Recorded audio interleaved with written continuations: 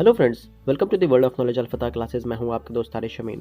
Friend, जैसा कि आपके सामने थंबनेल बना हुआ है फ्रेंड्स, बीपीएससी 63rd मतलब 63rd बीपीएससी के प्री एग्जाम में जो भी बिहार से स्पेशली प्रश्न पूछे गए थे, मतलब बिहार से संबंधित जितने भी प्रश्न पूछे गए थे, इस वीडियो में आज उन सबका हम संपूर्ण विश्लेषण करेंगे और उनसे जितने भी इंपॉर्टेंट पॉइंट्स हैं उन सबको आज हम इस वीडियो में डिस्कस करेंगे। ये एग्ज़ाम कंडक्ट किया गया था फ्रेंड्स 1/7/2018 को। ये बीपीएससी का वीडियो है। तो फ्रेंड्स, अगर वीडियो पसंद आए तो वीडियो को लाइक कीजिएगा, अपने फ्रेंड्स के साथ शेयर कीजिएगा, हमारे चैनल को सब्सक्राइब कीजिएगा। अगर आप कोई सुझाव देना चाहते हैं तो कमेंट सेक्शन खुला है फ्रेंड्स, आप वहाँ ज़रूर अपना सुझाव दें। तो चलते हैं फ्रेंड्स क्वेश्चंस की ओर। तो जैसा कि मैंने आपसे कहा फ्रेंड, 63rd बीपीएससी संयुक्त प्रारंभिक परीक्षा 1/7/2018। अगर आप सब्जेक्ट वाइज देखें किस सब्जेक्ट से कितना क्वेश्चंस पूछा गया था, तो हिस्ट्री से 30 क्वेश्चन था, बिहार स्पेशल से 24 क्वेश्चन जिसको आज के इस वीडियो में हम कवर करेंगे, साथ ही पॉलिटी से 12, ज्योग्राफी से 14, इकोनॉमिक्स से 12, विज्ञान से 20, करंट अफेयर से 28 और मैथ से 10 क्वेश्चन। अगर आप कट ऑफ की बात करें तो 63rd बीपीएससी में ये कट ऑफ गया था, तो आप इसका स्क्रीनशॉट लिख करके मिला सकते हैं। चलते हैं क्वेश्चंस की ओर। तो ये है हमारा बिहार विशेष का पहला सवाल। बिहार में निम्नलिखित जिलों में से कौन जिला नेपाल के साथ सीमा साझा नहीं करता है? मधुबनी, किशनगंज, सीतामढ़ी, पूर्णिया। उपरोक्त में से कोई नहीं, उपरोक्त में से एक से अधिक। फ्रेंड्स, मैं आपको 2 सेकंड का वक्त दूंगा क्वेश्चन पढ़ने के बाद, ताकि आप खुद से इसको सेट की तरह भी इस्तेमाल कर लें। अदरवाइज 2 सेकंड के बाद मैं इसका आंसर बताऊंगा और इसका विश्लेषण करूंगा। तो फ्रेंड्स, आप सेट की तरह इसको इस्तेमाल करें और इसका क्वेश्चन बैंक का तैयारी भी हो जाएगा आपका। तो बताइए फ्रेंड्स, क्या होगा आंसर? तो मैं आपको बताऊं फ्रेंड्स, का करेक्ट आंसर हो जाएगा पूर्णिया। कैसे होगा फ्रेंड्स? देखिए, अगर आपने बिहार को देखा तो बिहार कुछ इस तरह से बिहार है, ये कुछ बिहार है। इधर देखेंगे तो आप नेपाल है, नेपाल, इधर वेस्ट बंगाल है, इधर झारखंड है और इधर उत्तर प्रदेश है। पूछ रहा है कि नेपाल से कौन सा जिला, इसमें से कौन सा जिला जो है वो नेपाल के साथ टच नहीं करता है, तो वो कौन है? पूर्णिया है। हम जानते हैं कि नेपाल के साथ टच करने वाला जो जिला है नेपाल के साथ, वो टोटल 7 जिले, 7 डिस्ट्रिक्ट टच करता है। वो कौन कौन सा जिला है तो मैं आपको बता दूं, पश्चिमी चंपारण, पूर्वी चंपारण, सीतामढ़ी, मधुबनी, सुपौल, अररिया और किशनगंज। ये इतने ज़िले हैं जो नेपाल के साथ क्या करते हैं? टच करते हैं। जिसमें हमने देखा फ्रेंड्स, मधुबनी भी है, किशनगंज भी, सीतामढ़ी, ये तीनों टच करता है। सिर्फ और सिर्फ पूर्णिया नहीं करता है। पूर्णिया जो टच करता है वो किसके साथ टच करता है? पूर्णिया जो है वो नेपाल के साथ टच नहीं करता है, ये पश्चिम बंगाल के साथ टच करके सीमा बनाता है। तो इसका करेक्ट आंसर क्या हो जाएगा? Option number D, that is Purnia. Next question की ओर चलते हैं। क्वेश्चन नंबर 32, ये हमारा 32 नंबर सवाल है। निम्नलिखित में से कौन सा भारत के बिहार राज्य में मौजूद एकमात्र यूनेस्को धरोहर स्थल है? बताइए फ्रेंड्स, क्या होगा? महाबोधि विहार, नालंदा में बौद्ध मठ, विक्रमशिला मठ का प्राचीन स्थल, शेरशाह सूरी का मकबरा। उपरोक्त में से कौन नहीं, उपरोक्त में से एक से अधिक। बताइए फ्रेंड्स, क्या होगा?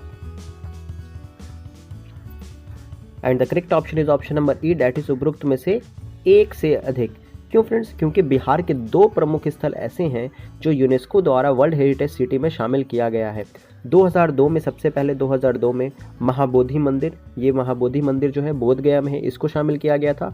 और फाइनली 2016 में नालंदा विश्वविद्यालय, जो नालंदा खंडर के नाम से या नालंदा बौद्ध मठ के नाम से आप समझ सकते हैं, जान सकते हैं। तो ये 2 है, इसलिए इसमें से क्या हो जाएगा? उपरोक्त एक में से अधिक is the correct answer. Next question की ओर चलते हैं। यह हमारा question number 33, Barh super thermal power station BSTPS किस राज्य में स्थित है? बिहार में, कर्नाटक, राजस्थान, पंजाब। उपरोक्त में से कोई नहीं, उपरोक्त में से एक से अधिक। बताइए फ्रेंड्स, क्या होगा? And the correct option is option number A, that is Bihar. अगर आप बिहार से संबंधित है फ्रेंड्स तो NTPC का नाम आपने जरूर सुना होगा। बिहार सुपर थर्मल पावर राज्य के बिहार बार शहर में स्थित है। यह परियोजना को मेगा पावर प्रोजेक्ट के नाम दिया गया है तथा इसका स्वामित्व भारतीय ऊर्जा कंपनी, किसको दिया गया? नेशनल थर्मल पावर NTPC के पास है। तो इसका कौन चलाता है? इसको ऑर्गेनाइज कौन करता है? NTPC इसको संचालित करता है।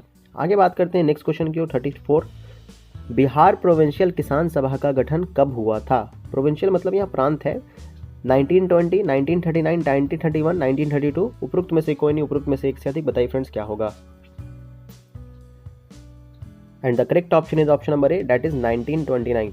बिहार प्रांतीय किसान सभा का गठन 1929 में किसने किया था? तो स्वामी सहजानंद सरस्वती द्वारा किया गया था। इस संगठन का विस्तार 1936 में दोबारा से इसको बिहार से बढ़ा करके पूरे नेशनल लेवल पे किया गया, जिसका नाम दिया गया अखिल भारतीय किसान सभा के रूप में हुआ। मतलब इसका नाम दिया गया अखिल भारतीय किसान सभा, जो कि पहले बिहार के लिए सिर्फ था, दोबारा में इसको 1936 में बड़ा करके पूरे देश के लिए, भारत के लिए बना दिया गया। इसका उद्देश्य क्या था फ्रेंड्स? तो इसका उद्देश्य था किसानों की समस्याओं को दूर करना। नेक्स्ट क्वेश्चन की हम बात करते हैं, ये हमारा क्वेश्चन नंबर 35। किस अधिनियम के तहत बिहार एक अलग राज्य बना? भारत सरकार अधिनियम 1935, भारत सरकार अधिनियम 1919, भारत काउंसिल अधिनियम 1909, भारतीय स्वतंत्रता अधिनियम 1947। उपरोक्त में से कौन है? उपरोक्त में से एक से अधिक। बताइए फ्रेंड्स क्या होगा? And the correct option is option number A, that is Bharat सरकार अधिनियम 1935 के तहत। भारत सरकार अधिनियम 1935 के तहत बिहार और उड़ीसा दो अलग अलग राज्य बने थे। जबकि हम जानते हैं फ्रेंड्स कि 1912 में बिहार बंगाल प्रेसिडेंसी से अलग हुआ था और 15 नवंबर 2000 को बिहार अंतिम विभाजन कर झारखंड राज्य की स्थापना की गई थी। तो इस तरह से कुछ इसकी बिहार का जो प्राचीन इतिहास रहा है वो आपने देख लिया किस तरह से उसका भौगोलिक इतिहास रहा। तो इसका करेक्ट ऑप्शन हो जाएगा भारत सरकार अधिनियम 1935। नेक्स्ट क्वेश्चन की ओर चलते हैं। ये है हमारा अगला सवाल। बिहार में कृषि भूमि की जोतों का औसतन आकार दूसरे राज्यों की तुलना में है, क्या है? न्यूनतम, न्यूनतम से द्वितीय, उच्चतम, उच्चतम से द्वितीय, उपरोक्त में से कोई नहीं, उपरोक्त में से एक से अधिक। बताइए फ्रेंड्स क्या होगा? And the correct option is option number B, न्यूनतम से द्वितीय। मतलब नीचे से दूसरे पायदान पर है। सबसे पहले पायदान पर केरला है नीचे से, और दूसरे नंबर पे कौन है? केरला के बाद कौन है? तो बिहार है। बिहार में कृषि भूमि की जोतों का औसतन आकार दूसरे राज्यों की तुलना में क्या है? न्यूनतम से द्वितीय। जबकि केरल के बाद भारत में दूसरे राज्यों में सबसे कम कृषि भूमि जोतों का आकार क्या है? बिहार का है। तो इस तरह से हमने देखा फ्रेंड्स। आगे बढ़ते हैं क्वेश्चन नंबर 37। बिहार के किस राज्य की वर्तमान मूल्यों पर नवीनतम प्रति व्यक्ति आय न्यूनतम है? बिहार, उत्तर प्रदेश, उड़ीसा, नागालैंड। उपरोक्त में से कोई नहीं, उपरोक्त में से एक से अधिक। बताइए फ्रेंड्स क्या होगा? And the correct option is option number A, that is Bihar. Bharat के बिहार राज्य की वर्तमान मूल्यों पर नवीनतम प्रति व्यक्ति आय न्यूनतम क्या है?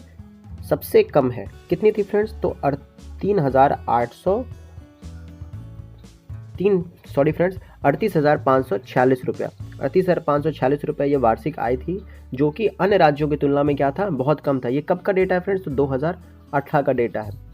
आपको बताना है फ्रेंड्स कि भारत के किस राज्य की सब सर्वाधिक आय है, प्रति व्यक्ति आय जो क्या है वो सर्वाधिक है। कमेंट सेक्शन में बताएं अगर आपको पता है तो।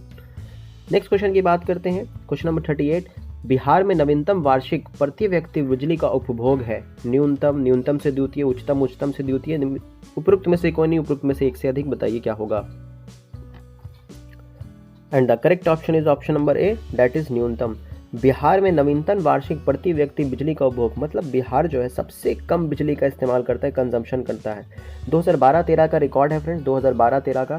2012-13 में इसकी जो खपत थी वो कितनी थी? 120 किलोवाट थी, 120 किलोवाट। जबकि ये 2018 में कितना हो जाता है? 276 किलोवाट हो जाता है।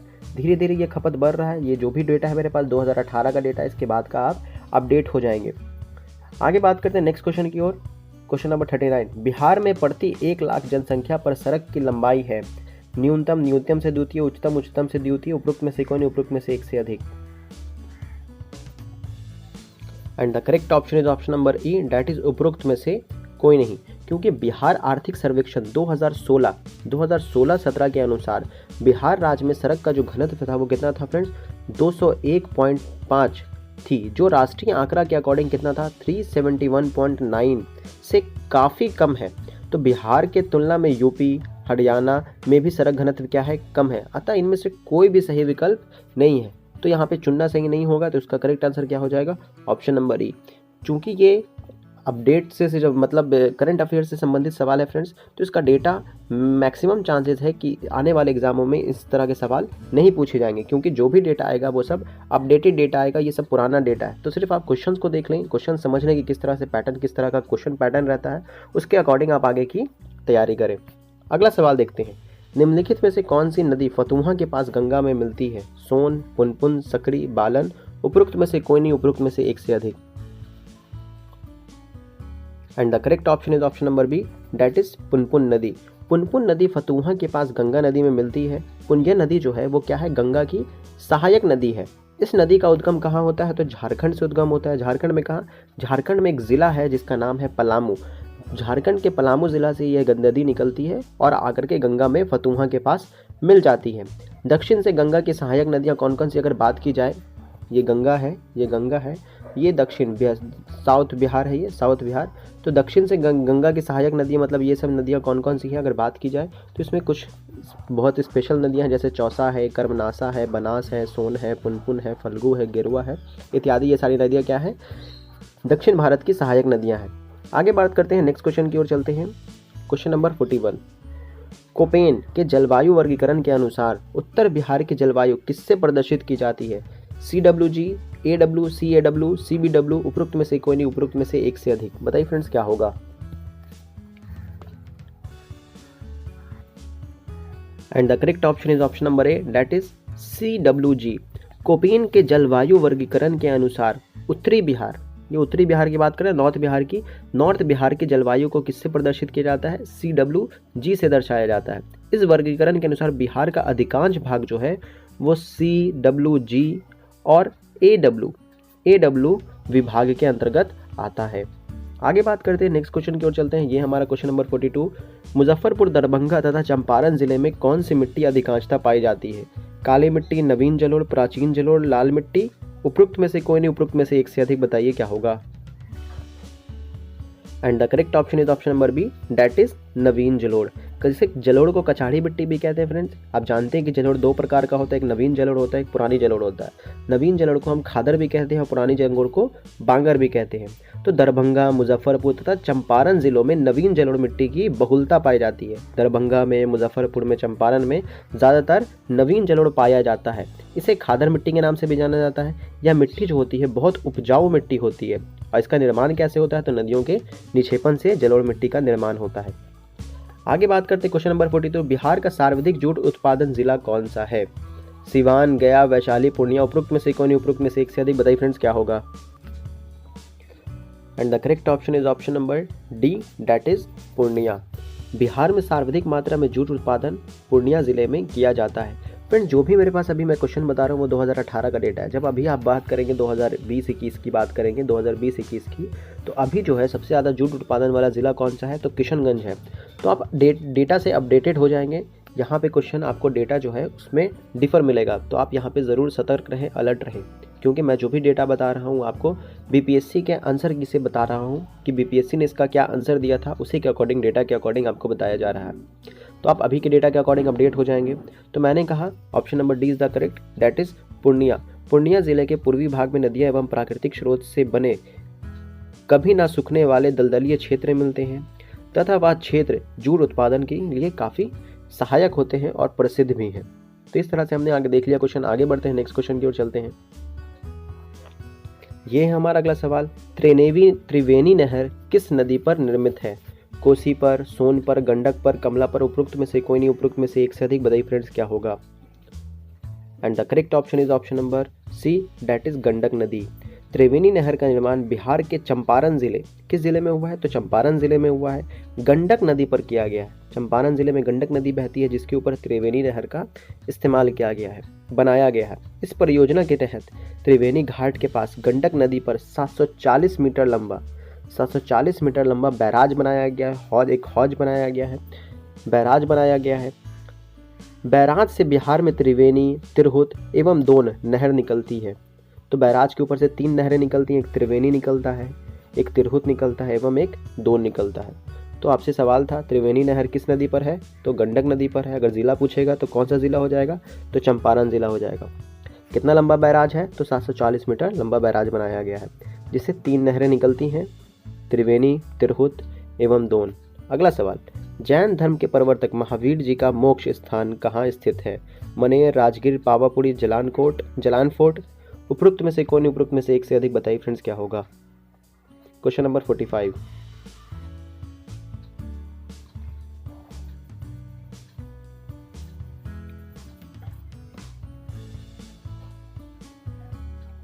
And the correct option is option number B, that is चूना पत्थर। फ्रेंड्स अगर वीडियो स्लो लग रहा है तो आप 2 के स्पीड को इसको देख सकते हैं, तो आपका टाइम बचेगा। तो कैमूर पठार किसके लिए प्रसिद्ध है? चूना पत्थर के लिए प्रसिद्ध है। कैमूर का पठार दक्षिणी बिहार में रोहतास जिले में स्थित है। अगर बिहार के जिले की बात की जाए तो वो रोहतास हो जाएगा। यह पठार विंध्यन श्रेणी के अंतर्गत आता है। यह पठार चूना पत्थर के लिए प्रसिद्ध है। आप कमेंट सेक्शन में बताएं फ्रेंड कि चूना का जो केमिकल रासायनिक फॉर्मूला है वो क्या होगा। कमेंट सेक्शन में बताएं कि चूना का रासायनिक फॉर्मूला क्या होता है। ये हमारा क्वेश्चन नंबर 47। स्वामी सहजानंद सरस्वती ने एक पत्रिका का प्रकाशन किया जिसका नाम था जन क्रांति, हुंकार, कृषक समाचार, विद्रोही। उपरोक्त में से कोई नहीं। उपरोक्त में से एक से अधिक। बताइए फ्रेंड्स क्या होगा। And the correct option is option number B, that is Hunkar. Swami Sahajanand Saraswati ने जिस पत्रिका का प्रकाशन किया उसका नाम क्या था? हुंकार था। अगर स्वामी सहजानंद सरस्वती की बात की जाए तो इनका जन्म कब हुआ था? 1889 में हुआ था। 1889 में हुआ था। इन्होंने वर्ष 1936 में अखिल भारतीय किसान सभा का गठन किया था और साथ ही साथ इन्होंने बिहार प्रांतीय किसान सभा का भी गठन किया था। तो उसी को आगे जाकर के अखिल भारतीय किसान सभा, जैसे कि इसके पहले वाले क्वेश्चन में हमने डिटेल में डिस्कशन किया था इसके बारे में, और इन्होंने हुंकार नामक पत्रिका का प्रकाशन किया। अगर एक बात और बताई जाए फ्रेंड्स तो सहजानंद सरस्वती को किसान आंदोलन का जनक भी माना जाता है। तो ये भी एक इंपॉर्टेंट पॉइंट हो सकता है कि किसान आंदोलन का जनक किसे माना जाता है? तो स्वामी सहजानंद सरस्वती को। Question number 48। पटना में 1913 में अनुशीलन समिति की एक शाखा की स्थापना किसने की? अनुशीलन समिति। तो रेवती नागा, यदुनथ सरकार, सचिदानंद सान्याल, मजहरुल हक। उपरोक्त में से कोई नहीं। उपरोक्त में से एक से अधिक। बताइए फ्रेंड्स क्या होगा। And the correct option is option number C, that is Sachindranath Sanyal. वर्ष 1913 में सचिंद्रनाथ सान्याल के नेतृत्व में अनुशीलन समिति की एक शाखा पटना में स्थापित की गई। जैसे कि यहाँ दिया हुआ है, पटना में स्थापित की गई। इस संगठन का उद्देश्य क्या था? तो ब्रिटिश औपनिवेशिक शासन को समाप्त करना, कि मतलब जो ब्रिटिश औपनिवेशिक शासन उसको क्या कर देना? एंड करना। इसका यही उद्देश्य था। आगे बात करते हैं क्वेश्चन नंबर 49। 1922-23 में मुंगेर में किसान सभा का गठन किसने किया? स्वामी सहजानंद सरस्वती, श्री कृष्ण सिंह, मोहम्मद जुबैर, के.एन. सिंह। उपरोक्त में से कोई नहीं। उपरोक्त में से एक से अधिक। बताइए फ्रेंड्स क्या होगा। Question number 49 and the correct option is option number E, that is उपरोक्त में से कोई नहीं। 1922-23 में श्री कृष्ण सिंह तथा शाह मोहम्मद जुबैर के प्रयास से मुंगेर किसान सभा का गठन किया गया था। किसका किया गया था? मुंगेर किसान सभा का गठन। किसके किसके प्रयास से? तो श्री कृष्ण सिंह और मोहम्मद जुबैर के प्रयास से। श्री कृष्ण सिंह को किसान सभा का उपाध्यक्ष तथा जुबैर शाह को अध्यक्ष बनाया गया था। तो इसमें से कोई भी सही नहीं हो जाएगा फ्रेंड्स, सॉरी, इसमें से उपरोक्त में से एक से अधिक सही हो जाएगा, क्योंकि दो ऑप्शन है ना, श्री कृष्ण सिंह और मोहम्मद जुबैर। इन दोनों ने मिलकर क्या किया था फ्रेंड्स? इन दोनों ने मिलकर के इस किसान सभा का गठन किया था मुंगेर में। तो इसलिए option is the correct answer. उपरोक्त में से एक से अधिक इज द करेक्ट आंसर। आगे बात करते हैं क्वेश्चन नंबर 50 की। 1934 में बनी बिहार सोशलिस्ट पार्टी के सचिव थे, तो कौन थे? क्वेश्चन नंबर 50 है हमारा। बताइए फ्रेंड्स क्या होगा। Acharya Narendra Dev, Narayan Jayaprakash Narayan, Rambriksh Benipuri, Karpoori Thakur. And the correct option is option number B, that is Jayaprakash Narayan. इन्होंने लोकनायक की उपाधि भी दी गई है। बताइए फ्रेंड्स कमेंट सेक्शन में इनको लोकनायक की उपाधि किसने दी है। और अगर जयप्रकाश नारायण की बात की जाए तो बिहार सोशलिस्ट पार्टी की स्थापना इन्होंने कब की? तो 1934 में की, जैसा कि क्वेश्चन में ही मेंशन किया हुआ है, 1934 में की, जिसमें जयप्रकाश नारायण को सचिव तथा आचार्य नरेंद्र देव, ये जो है इनको अध्यक्ष बनाया गया था। किसका? बिहार सोशलिस्ट पार्टी का। आगे बात करते हैं पेज नंबर 51। बिहार में भारतीय संविधान सभा के सदस्य कौन थे? एन सिन्हा, राजेंद्र प्रसाद, जगजीवन राम, श्याम नंदन प्रसाद मिश्रा। उपरोक्त में से कोई नहीं। उपरोक्त में से एक से अधिक। बताइए फ्रेंड्स क्या होगा। And the correct option is option number E, that is उपरोक्त में से एक से अधिक। क्यों फ्रेंड्स? क्योंकि भारतीय संविधान सभा का गठन कब हुआ था? तो 9 दिसंबर 1946 को किया गया था, जिसमें अस्थायी अध्यक्ष किसको चुना गया था? तो आपको पता होगा सचिदानंद सिन्हा को बनाया गया था। जबकि 11 दिसंबर, ठीक इसके 2 दिन के बाद, एक स्थायी अध्यक्ष का चुनाव किया गया और राजेंद्र प्रसाद को संविधान सभा का स्थायी अध्यक्ष नियुक्त किया गया। इनके अतिरिक्त एन सिन्हा, जगजीवन राम, इनको भी बिहार से सम्मिलित किया गया था। तो इसका सही जवाब जो हो जाएगा फ्रेंड वो क्या हो जाएगा? उपरोक्त में से एक से अधिक। तो क्योंकि बिहार से भारतीय संविधान सभा के सदस्य कौन थे? तो एन सिन्हा भी थे, जगजीवन राम भी थे, साथ ही साथ कौन थे? राजेंद्र प्रसाद भी थे। इनको तो अध्यक्ष ही बना दिया गया था। तो इस तरह से एक से ज़्यादा सही है। Question number 52। बिहार में 1937 में गठित प्रथम भारतीय मंत्रिमंडल का नेतृत्व किसने किया? श्री कृष्ण सिंह, मोहम्मद यूनुस, GS लाल में, वहाब अली, उपरोक्त में से कोई नहीं, उपरोक्त में से एक से अधिक, बताइए फ्रेंड्स क्या होगा। And the correct option is option B, that is Mohammad Yunus. 1 अप्रैल 1937 1 अप्रैल 1937 को मोहम्मद यूनुस के नेतृत्व में प्रथम मंत्रिमंडल का बिहार में गठन किया गया था। ये 3 माह तक प्रधानमंत्री रहे। कितने माह तक रहे? मात्र 3 माह तक ये प्रधानमंत्री रहे, लेकिन इन्होंने अपने बहुमत को साबित नहीं कर पाए, जिस वजह से इनको इस्तीफा देना पड़ा। और फाइनली इसके बाद कौन बनते हैं? तो श्री कृष्ण सिंह पदभार संभालते हैं, उनको दोबारा से सरकार का गठन करते हैं। और गठन करने के बाद भारतीय मंत्रिमंडल का नेतृत्व कौन करते हैं? तो श्री कृष्ण सिंह करते हैं। तो प्रथम कौन थे? तो मोहम्मद यूनुस थे। इन्होंने 3 माह के लिए सिर्फ बनाया था सरकार। आगे बात करते हैं, नेक्स्ट क्वेश्चन की ओर चलते हैं। तो ये हमारा अगला सवाल, पटना लॉन का गांधी मैदान के रूप में नामांकन कब हुआ? फ्रेंड्स, अगर आप पटना गए होंगे तो पटना के मेन सेंटर में गांधी मैदान है। गोल सा मैदान है जिसका नाम क्या है? गांधी मैदान। जिसको पहले क्या बोलते थे? तो पटना लॉन कहा जाता था। लेकिन इसका नाम कब गांधी मैदान पड़ा, ये सवाल है। के रूप में नामांकन कब किया गया? भारत छोड़ो आंदोलन के दौरान, साइमन आयोग विरोधी रैली के दौरान, चंपारण सत्याग्रह के दौरान, भारत के स्वतंत्रता के अवसर पर, उपरोक्त में से कोई नहीं, उपरोक्त में से एक से अधिक, बताइए फ्रेंड्स क्या होगा। And the correct option is option number E, that is उपरोक्त में से कोई नहीं। क्योंकि वर्ष 1824 से 1948 तक पटना स्थित गांधी मैदान का नाम पटना लॉन था। 1824 से 1948 तक, 1948 तक इसका नाम क्या था? पटना लॉन था ही इसका नाम। भारत छोड़ो आंदोलन के दौरान यह मैदान आंदोलनकारियों का क्या था? प्रमुख केंद्र रहा था। और गांधी जी के निधन के बाद उनके सम्मान में, गांधी जी के निधन के बाद, गांधी जी का निधन हो गया, निधन होने के बाद इनके सम्मान में इसका नाम क्या रख दिया गया? बदलकर गांधी मैदान रख दिया। कब रखा गया? तो 1948 में। तो करेक्ट ऑप्शन हो जाएगा गांधी जी के सम्मान में, लेकिन यहाँ पे कोई भी ऑप्शन नहीं है, तो इसलिए E is the correct answer. आगे बात करते हैं पेज ने क्वेश्चन नंबर 54 की। बंगाल विभाजन की घोषणा की गई 19 जुलाई 1905, 7 अगस्त 1905, 15 अगस्त, 16 अक्टूबर, उपरोक्त में से कोई नहीं, उपरोक्त में से एक से अधिक, बताइए फ्रेंड्स क्या होगा। And the correct option is option number A, that is 19 जुलाई 1905 में लॉर्ड कर्जन के द्वारा बंगाल विभाजन की घोषणा की गई थी। तो ये डेट है फ्रेंड्स। दूसरा, उस वक्त के वायसराय कौन थे? तो लॉर्ड कर्जन थे। ये आप ज़रूर ध्यान दें, क्वेश्चन घुमा के पूछ सकता है, तो ये आपको पता होना चाहिए। तो लॉर्ड कर्जन के द्वारा बंगाल विभाजन की घोषणा की गई थी और फाइनली 16 अक्टूबर 1905 में प्रभावी हुआ था। 16 अक्टूबर को फाइनली हो गया था। बंगाल विभाजन के विरोध में स्वदेशी आंदोलन की शुरुआत भी की गई थी। तो आपसे पूछ रहा है कि घोषणा कब की गई थी? तो 19 जुलाई 1905 में, और फाइनली कब हो गया था? 16 अक्टूबर 1905। तो इस तरह से फ्रेंड्स हमने यहाँ पे बिहार स्पेशल से संबंधित जितने भी प्रश्न थे 63rd BPSC में, उन सबको कंप्लीट किया। अगर वीडियो पसंद आया हो तो वीडियो को लाइक कीजिए फ्रेंड्स, अपने फ्रेंड्स के साथ शेयर कीजिए, हमारे चैनल को सब्सक्राइब कीजिए। मिलेंगे नेक्स्ट वीडियो में, तब तक के लिए अपना ख्याल रखें, पढ़ते रहें, टेक केयर, बाय बाय।